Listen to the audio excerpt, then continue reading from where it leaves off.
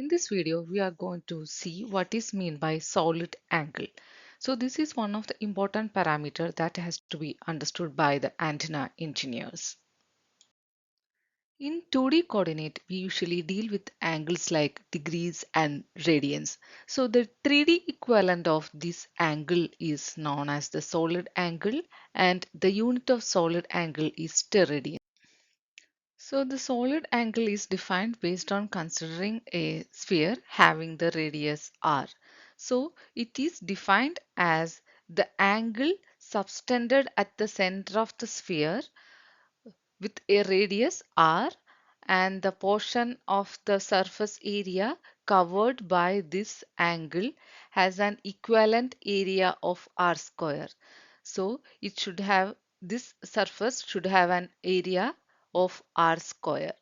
So this is an analogy. So if we consider watermelon has a sphere shape, and if we cut one portion from here, so here we can see that it is a 3D area. And if we consider this portion, and which has an area of r square, that is the radius square, we can say this is one steradian solid angle.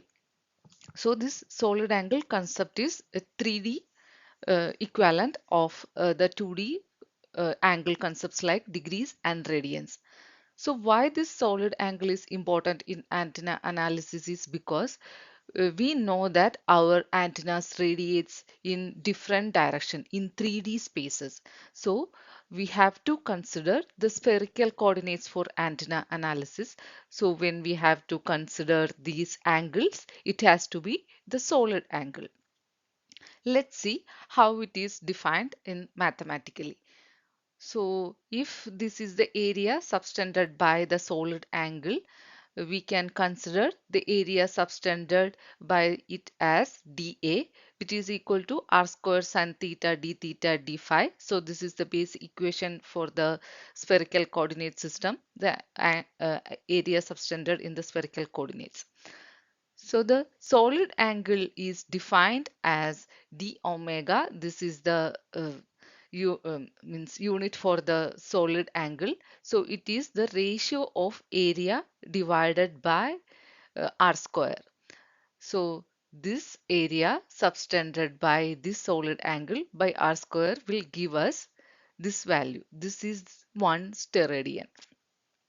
So if we want to consider the total solid angle, so we know that if we consider sphere, it has a total area of 4 pi r square.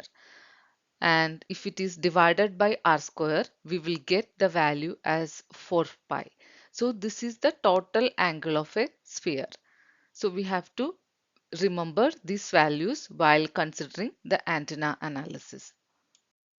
If you find any of these videos useful, kindly support by liking, commenting, sharing, and subscribing. Thank you.